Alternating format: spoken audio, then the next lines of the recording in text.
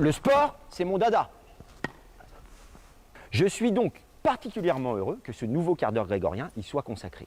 Sur le plateau, Laetitia Moissonnet et Nathalie Pasquet, deux grandes sportives, vont donc saisir la balle au bond et nous dévoiler la politique sportive de la ville. Alors concrètement, mesdames, comment se dessine le Saint-Grégoire sportif et à quand les prochains aménagements? À vous de jouer. Merci Fabien pour cette présentation sportive et bonjour à Nathalie, merci d'être à mes côtés pour ce quart d'heure grégorien dédié au sport. Évidemment, le sport a une place importante dans nos vies au quotidien et évidemment, c'est aussi un sujet en tant que collectivité, que commune qui nous tient à cœur car le quotidien, c'est aussi le bien-être et le sport en fait partie. Notre approche, et je laisserai Nathalie le développer un petit peu plus tout à l'heure, sur Saint-Grégoire, c'est bien évidemment d'assurer l'éducation sportive, c'est donner goût aussi aux enfants, c'est comme ça qu'on apprend aussi à faire du sport, c'est de permettre l'accès au sport à tous nos jeunes grégoriens. Mais c'est aussi le développement de la pratique sportive comme du loisir, comme on peut en faire, Nathalie, l'une comme l'autre. D'ailleurs, quand on peut, en tout cas, on essaye de le faire régulièrement. Et c'est aussi le rayonnement des événements sportifs. On a la chance à Saint-Grégoire d'avoir des sportifs de haut niveau dans beaucoup de clubs. Donc ça fait aussi partie de notre rôle d'être en soutien de ces événements, ces beaux événements. D'ailleurs, j'en profite, il y a le triathlon demain. Et le RMH, et dimanche, et le RMH également. Peut-être Nathalie, tu voudrais peut-être compléter justement mes propos sur la politique sportive à Saint-Grégoire. Alors, je permets juste avant que Nathalie intervienne, j'ai Thomas Louis qui te dit un bonjour spécial, Nathalie. Bonjour Thomas, voilà, qui est un fidèle supporter du SGRMH. Et Thierry Coulemain qui nous souhaite le bonjour à tous. Voilà. Merci encore aux internautes d'être de plus en plus nombreux à nous suivre.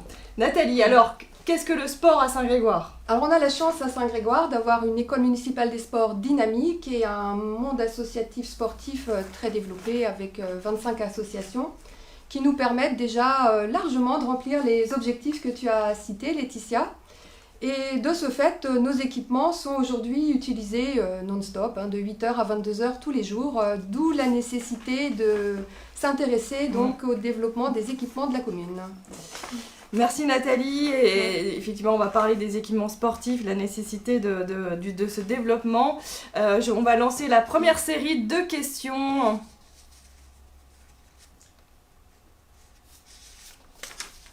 Bonjour, donc je souhaitais savoir si un bassin nordique était prévu comme il était envisagé à un moment au niveau de la piscine. Je trouve qu'à Saint-Grégoire tout est bien, cette piscine est magnifique. Il y a juste une chose qui est peut-être un petit peu dommage, c'est qu'il n'y a pas beaucoup de liberté sur les horaires. Parce que tout est bien ici, sauf les horaires. C'est un peu dommage.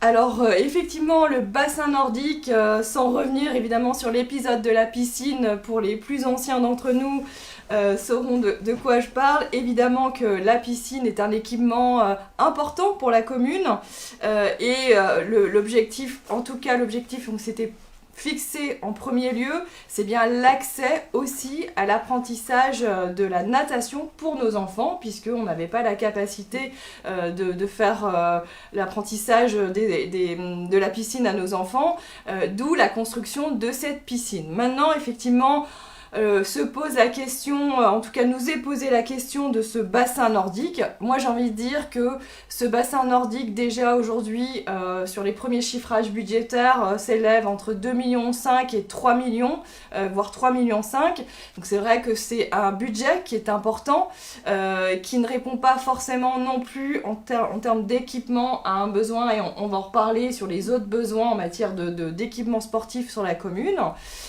Et par ailleurs j'ai envie de dire, c'est plus trop dans l'air du temps de créer des piscines ou encore moins des bassins nordiques, puisqu'ils ne sont pas favorables aux enjeux environnementaux, et que notre premier objectif c'était de l'apprentissage pour nos enfants, et ces apprentissages on peut en tout cas aujourd'hui, l'ensemble de tous les enfants grégoriens vont à la piscine régulièrement sur leur parcours scolaire.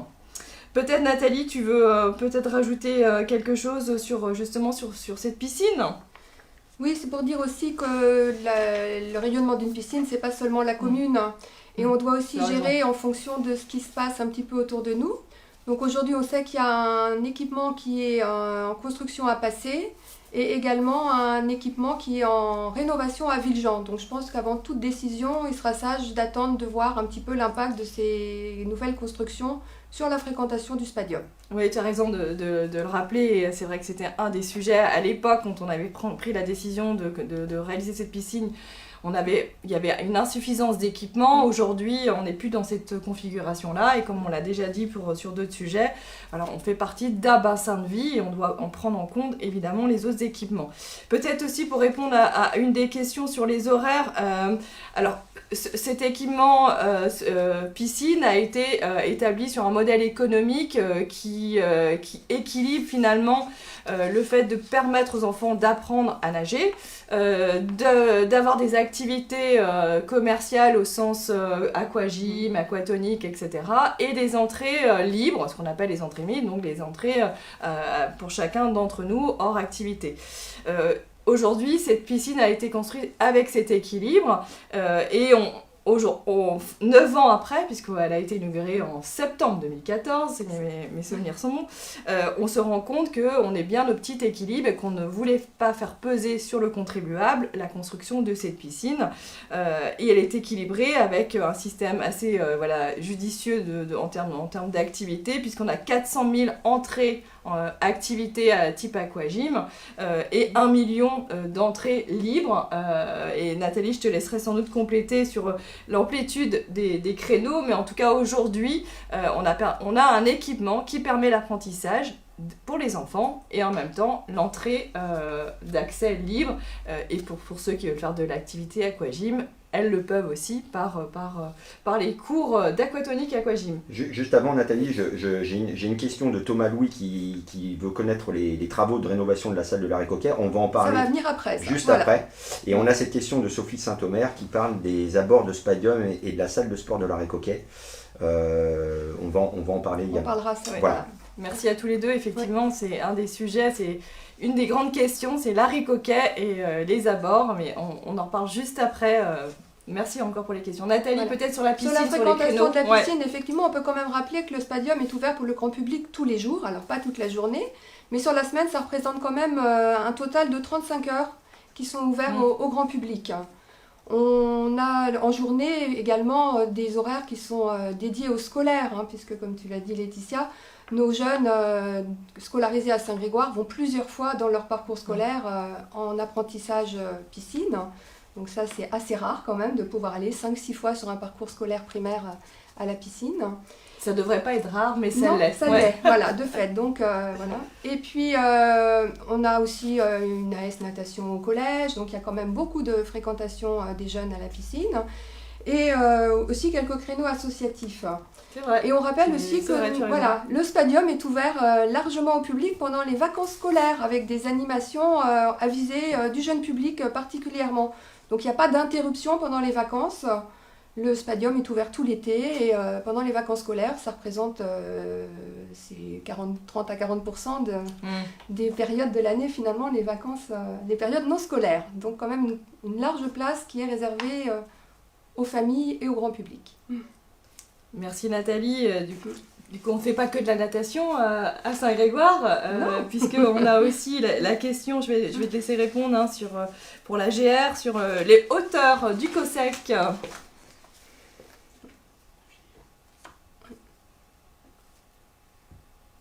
Projet du complexe sportif de Saint-Grégoire, il y a une possibilité d'augmenter ce plafond et d'avoir un petit peu plus d'auteur sous plafond avec, si possible, donc pour nous, 12 mètres à l'idéal pour pouvoir réaliser en fait des compétitions au niveau national.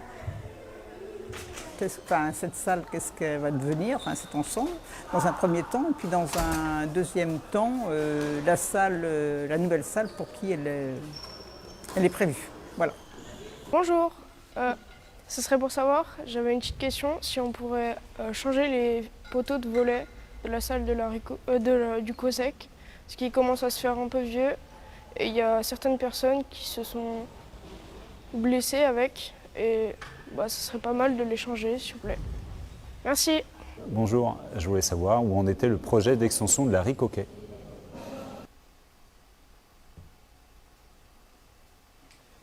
Juste avant qu'on réponde à cette série de questions, j'ai une intervention de Sébastiano qui je confirme qu'on lit bien le chat et on le lit même en ce moment. Voilà. Effectivement. N'hésitez pas à poser des questions, on essaiera d'y répondre à toutes et quoi qu'il arrive, si on n'y arrive pas, on répondra d'ici lundi.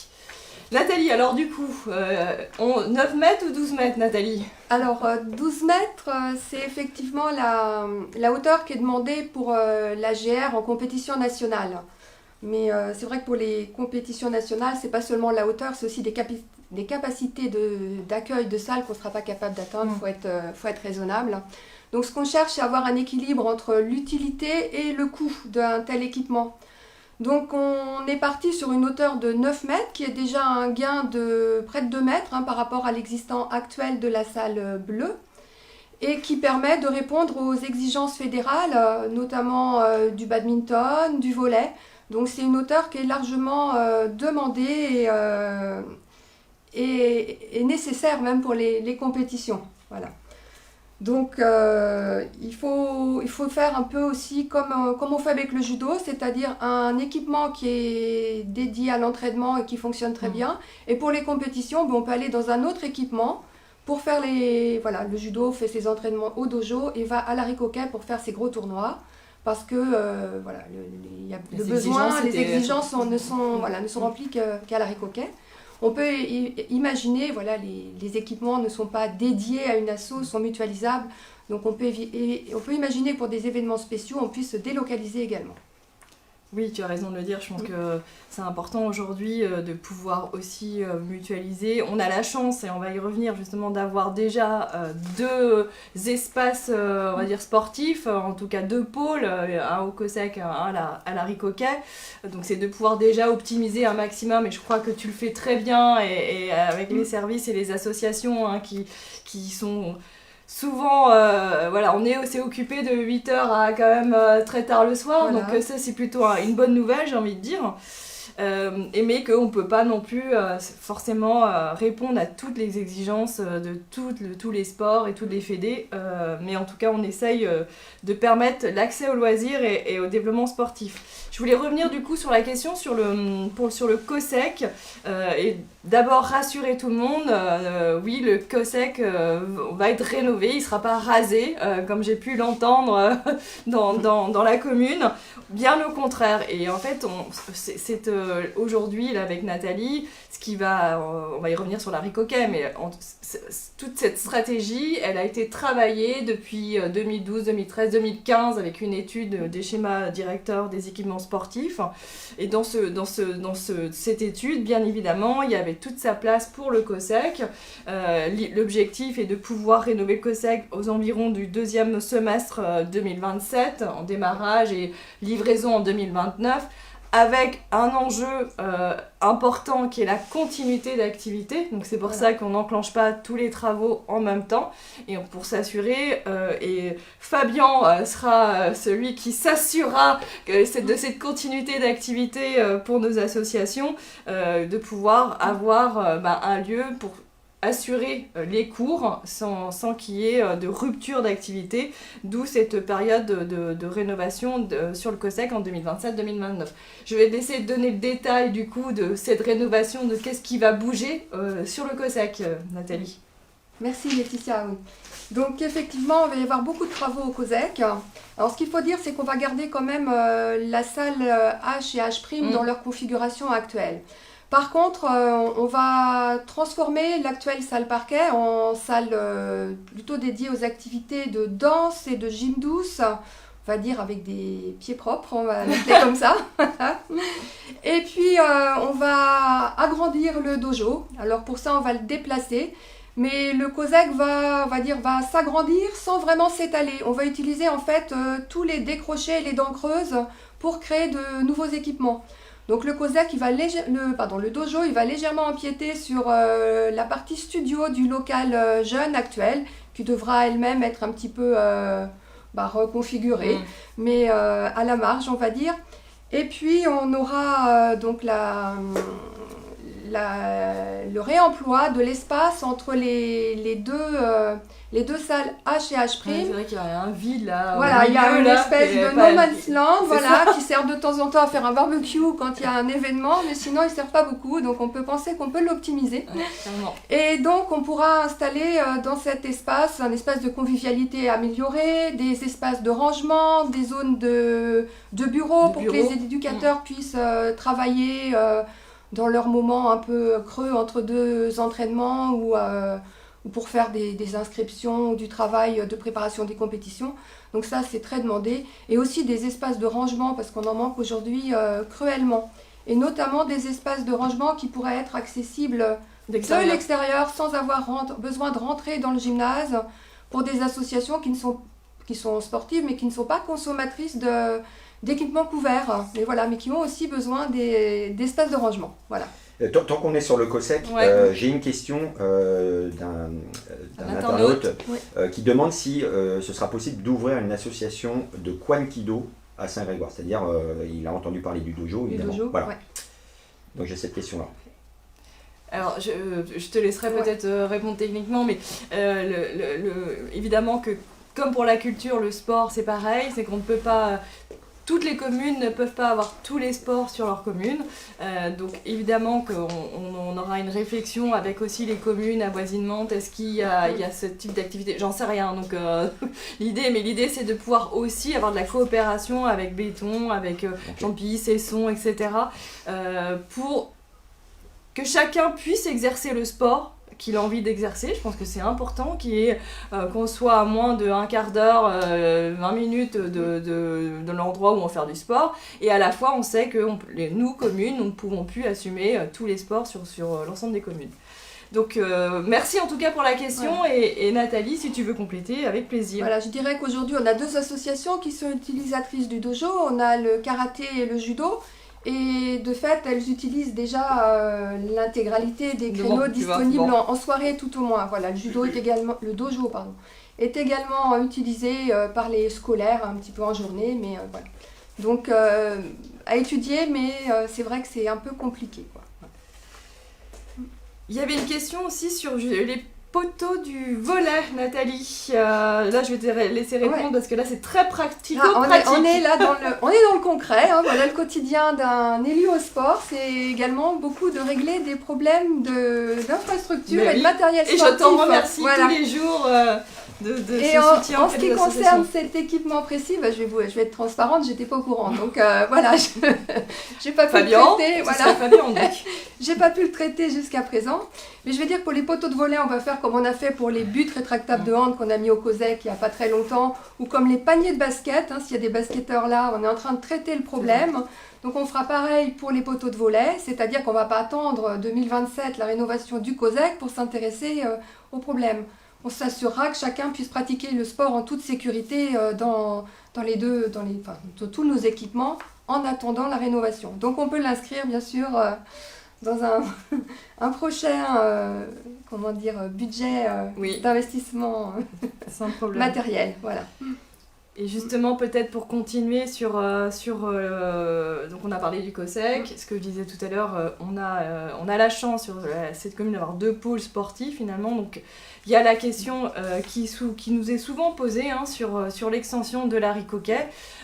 Donc oui, l'extension va être réalisée assez rapidement puisqu'on a lancé les études, mais je voulais revenir peut-être, même si je l'ai dit tout à l'heure, pourquoi que maintenant, parce qu'on a travaillé un schéma global, toi en particulier Nathalie, avec l'ensemble des associations. Il y a eu beaucoup de concertation aussi qui a été réalisée, et du coup il est sorti de ce schéma directeur l'extension de l'Haricot-Quai la rénovation du COSEC. Donc vous avez bien compris qu'on sera sur des temps de pas différents puisque Larry Coquet, les travaux vont démarrer en janvier 2026, janvier-février, en tout cas premier trimestre 2026, par la construction de l'extension, on va dire, puisque l'idée là aussi c'est qu'il y ait une continuité d'activité pour l'ensemble des sports qui sont réalisés à Larry Coquet, pour ensuite, une fois que l'extension sera réalisée, qu'on puisse rénover, parce que là,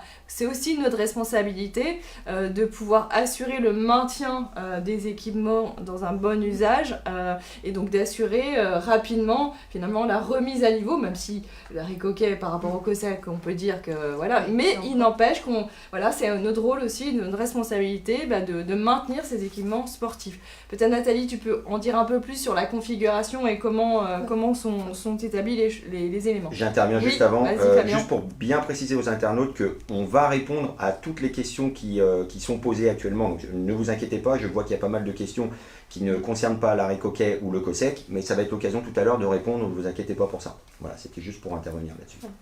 Très bien, merci Fabien. Nathalie, pour revenir à Larry Coquet, effectivement Laetitia, le schéma directeur des équipements sportifs nous disait surtout que l'impérieuse nécessité, c'était la rénovation du COSEC. Mais pour pouvoir rénover le COSEC, il faut effectivement avoir une salle de délestage. Et pour ça, ça passait par, comme tu l'as rappelé tout à l'heure, un équilibre aussi sur la commune entre le COSEC et Larry Coquet. Et donc, on a choisi d'implanter cette nouvelle salle à Larry Coquet, à proximité des collèges, lycées, des scolaires. Les pôles scolaires voilà. sont un peu plus en majorité effectivement sur ce secteur-là. Et donc, cette nouvelle implantation à Larry Coquet, donc cette extension, elle va consister en l'agrandissement du complexe par l'ajout d'une grande salle type salle bleue actuelle. Donc, comme on l'a dit tout à l'heure, par contre, la nouvelle salle, elle sera plus haute pour permettre d'être en conformité avec les exigences fédérales de différents sports. Cette extension, elle consistera aussi en la transformation du coup de notre salle parquet actuelle en un mini-gymnase, c'est-à-dire qu'elle ne sera pas agrandie, mais elle sera aménagée à l'intérieur différemment, ce qui permettra de pratiquer beaucoup plus d'activités qu'actuellement. Les scolaires notamment ont un usage limité de la salle parquet parce qu'on ne peut pas y faire autant de sports qu'on voudrait, notamment les sports de ballon. Voilà. Et puis c'est aussi bien sûr la rénovation de tous les équipements communs, les vestiaires, les zones de convivialité, tout ça quoi. Donc quand on parle de rénovation de la salle actuelle de Larry Coquet par exemple, c'est sécuriser les accès, c'est changer les huisseries, c'est rénover les vestiaires et bien sûr on finit par remettre tout ça en beauté avec beaucoup de peinture pour que ce soit très saillant. Voilà. Mais on va dire c'est une rénovation quand même profonde, quoi. C'est pas juste un coup de propre, quoi. Ouais. Peut-être qu'il y a des questions, tu veux peut-être en prendre une partie déjà, Fabien ? Oui. Donc, j'ai une question qui n'a rien à voir avec les salles dont on parlait. On parle bien de sport. On parle bien de sport. Fabien, alors. Alors déjà, j'ai cette question de Sophie Saint-Omer qui me demande que les endroits où il y a les poteaux en bois qu'on a installés, les endroits ne sont pas tondus régulièrement, donc ça empêche la pratique. Voilà. Donc, effectivement, c'est une. Alors, je vais répondre évidemment, et l'enjeu ce sera en tout cas de pouvoir assurer la pratique de ces sports, mais comme vous savez, comme à la maison. Entre mars, on va dire, et juin, la pelouse, entre guillemets, elle pousse vite, en tout cas plus vite, et que parfois on a du mal, en tant que commune, à être partout tondu de manière extrêmement parfaite. Donc, mais l'idée, ce sera, je prends note, merci Sophie pour votre question, et on ira faire un petit tour avec Nathalie pour vérifier. Tout à l'heure, on parlait de Larry Coquet, et j'ai cette question de Thomas Louis qui demande combien de places il y aura dans la salle la salle qui sera nouvelle salle. La nouvelle salle. Ouais. L'idée, c'est d'avoir à peu près la même capacité, puisqu'on a une salle qui va être normée quand même pour la compétition. En même temps, on ne peut pas passer au-delà d'un certain seuil parce qu'on passe en ERP, on va être soumis à des contraintes de sécurité et, voilà, qui serait lourde à gérer aussi pour les assos. Et puis on remplit franchement quand même que quelques fois dans l'année, c'est pareil, on revient à un équilibre coût-besoin qui trouve ses limites. Donc on restera sur à peu près la même capacité que la salle actuelle. Ok, j'en profite, on est toujours sur l'arrêt coquet, j'ai toujours Sophie Saint-Omer qui est très active, hein, je te remercie Sophie, qui se pose la question de savoir si la salle de sport est construite plutôt sur le parking actuel, c'est-à-dire au nord, qu'en sera-t-il à l'est? Qu'est-ce qu'il y aura de construit, un parking ou autre chose? Alors voilà, la Il y a question deux se options. pose, voilà. Ah. Soit construire sur le parking, soit sur le champ de patates, comme on va l'appeler. Alors ça, ce sera, pour l'extension de l'arrêt coquet, on va passer par un appel à un projet d'architecte, un concours d'architecte. Et justement, on laisse la possibilité aux architectes de nous faire des propositions avec les deux possibilités, pour voir ce qui nous paraît le plus cohérent et le plus utile à la pratique. Et on ne manquera pas de reconsulter les associations à ce moment pour voir ce qui leur paraît aussi le plus pertinent. Ce que j'allais dire, c'est qu'effectivement, on a laissé les deux options aussi pour des questions environnementales, hein, parce qu'en fait, il y a une partie qui est déjà il y a de l'enrobé, et que malgré tout, l'autre partie, comme tu l'as bien dit, c'est un champ de patates, donc ça éviterait d'artificialiser aussi. Mais on ne sait pas les conséquences en termes d'usage. Donc ce qu'on s'est dit avec Nathalie, finalement on met les deux options sur la table, on fait travailler les experts et on revient vers notamment les associations qu'on a vues vendredi dernier pour lorsqu'on aura les deux scénarios et on discutera avec eux. Dans les deux cas, comme au COSEC, on aura quelque chose d'assez compact pour ne pas s'étaler plus que nécessaire. Oui. Voilà. Je pense que Sophie Saint-Omer est assez inquiète en fait sur les nuisances, parce qu'il doit y avoir, d'après ce qu'elle écrit, des nuisances, des feux d'artifice en pleine nuit aux abords du Spadium et de l'arrêt coquet. Je pense qu'elle a peur de ces nuisances. Je vais donner l'expérience. Il y a rien de mieux que la preuve par l'action. On avait eu le même questionnement pour le pôle espoir tennis, puisqu'il y avait aussi des aménagements, des habitations derrière. Et l'enjeu aussi, et c'est ce qu'on a demandé à l'architecte, c'est de pouvoir travailler tout l'aménagement paysager entre les habitations évidemment et le complexe sportif. Et encore une fois, c'est ce qu'on avait fait aussi pour le pôle espoir tennis. Et honnêtement, aujourd'hui, les résidents de ce quartier sont plutôt contents parce qu'il y a un aménagement qui permet notamment d'éviter le bruit, l'impact bruit, mais aussi l'impact visuel et l'impact finalement de nuisance en général. Donc on sera très attachés, comme on l'a toujours été sur les autres équipements. Ok, très bien. Du coup, on continue sur les vidéos, les questions de nos Grégoriens.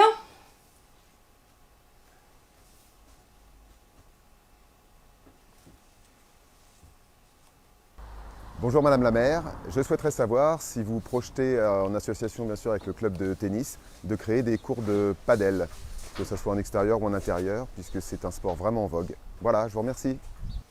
Bonjour, Laurent Elric, je suis directeur sportif du Tennis Club Saint-Grégoire et résidence sur Saint-Grégoire.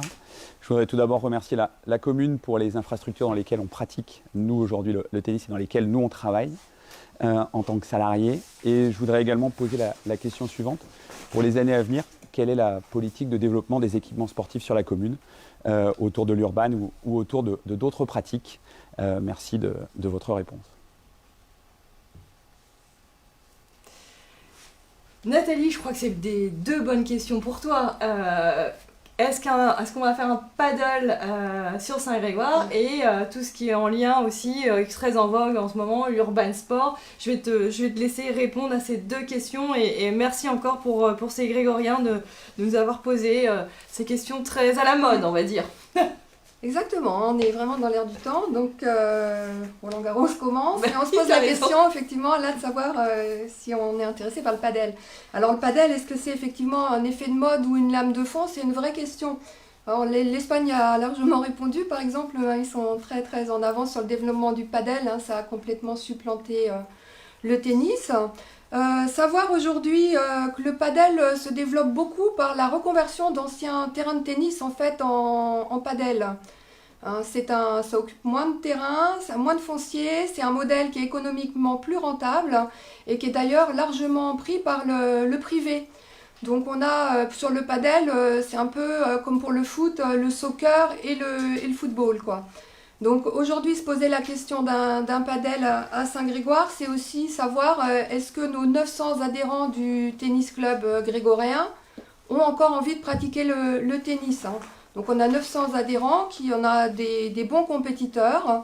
Aujourd'hui, on doit effectivement, je pense, travailler avec le club pour savoir quelle est leur attente par rapport au padel, comment ils l'envisagent. Est-ce qu'ils l'envisagent comme quelque chose de complètement sportif à part entière, avec une école de padel, des compétitions?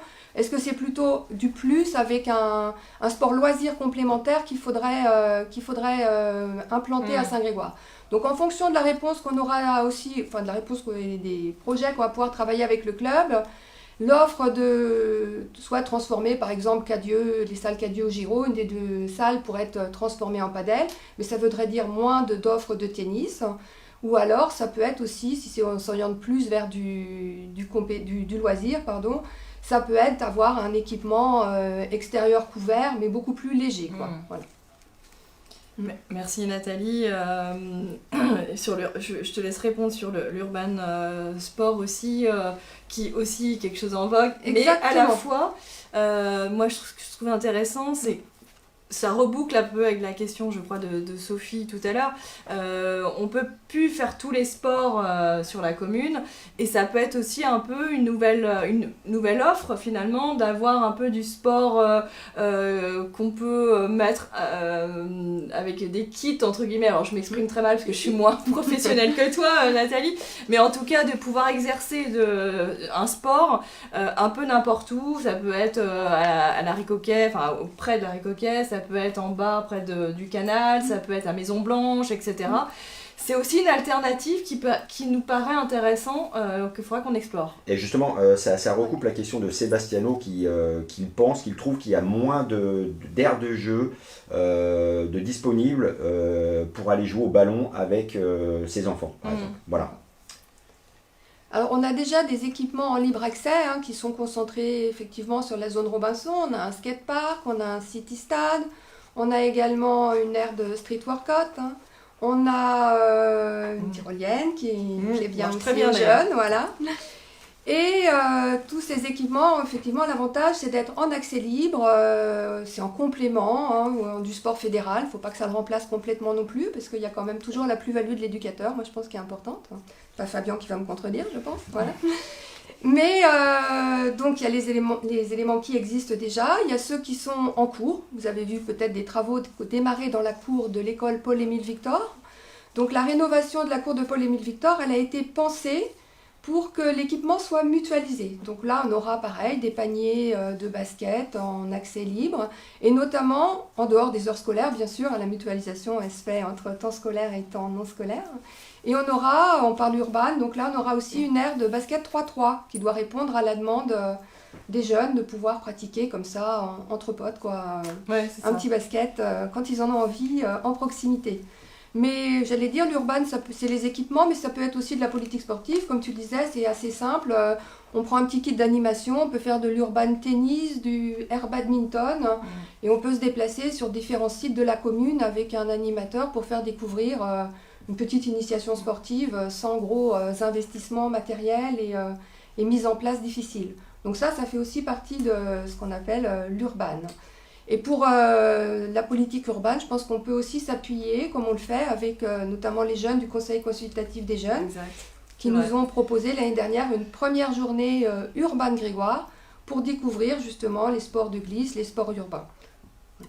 Et comme vous l'aurez compris, donc, peut-être en propos, avant de reprendre quelques questions, Saint-Grégoire est une commune sportive qui soutient une politique sportive.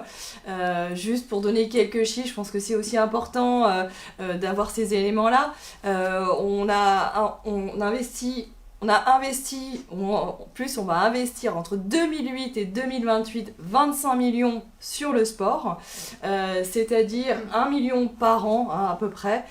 Parce que c'est important et ça a toujours été un engagement aussi de l'ensemble de notre conseil, de pouvoir soutenir à la fois les associations, tu le fais au quotidien et encore un grand merci à toi Nathalie, pour les accompagner, mais aussi pour leur permettre d'avoir des équipements qui répondent dans de bonnes conditions à la pratique sportive, quelle qu'elle soit. C'est pour ça qu'on ne peut pas non plus dédier une salle à un sport en tant que tel, mais bien de permettre à un plus grand nombre, finalement, de faire du sport, et du sport bien-être, du sport loisir, et du sport pro, pour certains, quand ils sont, quand ils sont très bons. Il y en a quelques très bons à Saint-Grégoire, quand même, faut le souligner.